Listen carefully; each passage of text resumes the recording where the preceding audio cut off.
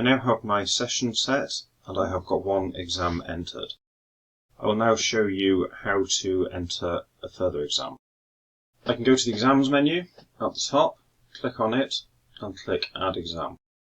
I could also have pressed Ctrl and A to do that, or I could have right-clicked on the exams that are already there and seen the same menu. But I will do it from the main menu, Add Exam, and now I get this dialog. I can now fill this in. The fields with stars are ones that I have to put information into. The rest, such as the code, the type and the group, are optional. At the moment I don't have a column for the type or the group, but this is something that I can change later on. The group, for example, might be if you are setting internal exams just for year 12. So you would put in the group as year 12. So I'm going to leave the board as NA for now. Exam details, let's put in English. I'm going to leave the code, the type and the group for now. I'm going to keep the date as today. I'm going to keep the session as PM. And I'm going to keep the room as the hall. They're already defaulted for me. The start time, I will make 13:30. And the length, I will make an hour, so 60 minutes. I'm not going to add on any extra time at the moment. And maybe in the notes, dictionaries may not be used. And now I'm going to add that exam. And you can see what's happened. It's been added. It actually appeared above the mathematics exam.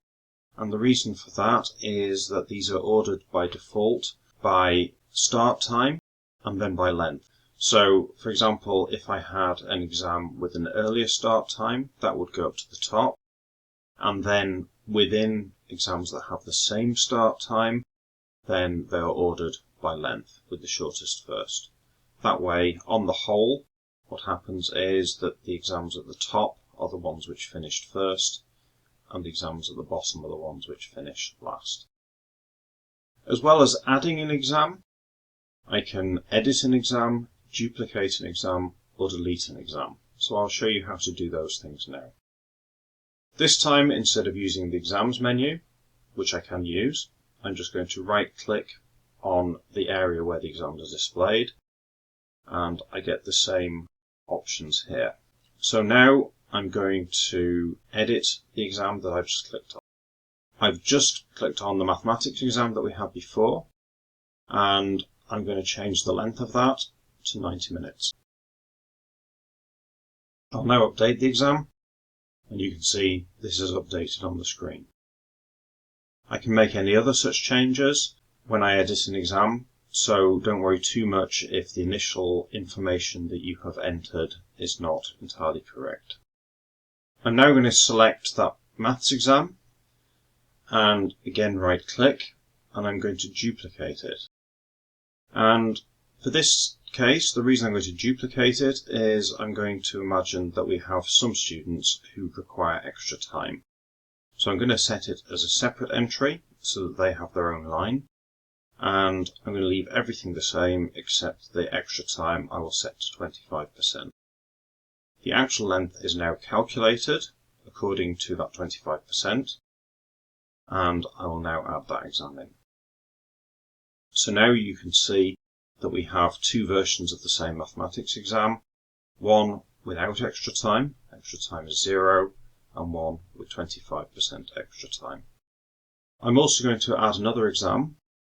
In this case, I'm going to imagine that we have a second English exam, which will start after the first one has finished. I could enter it as a new exam, but it's probably a little bit easier just to duplicate the existing exam that I've got and edit that.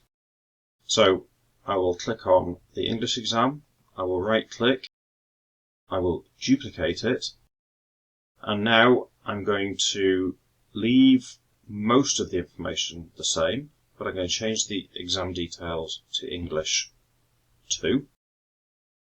I'm going to leave the date the same, the session and the room. I'm going to change the start time so that it will be, let's say, 14:15.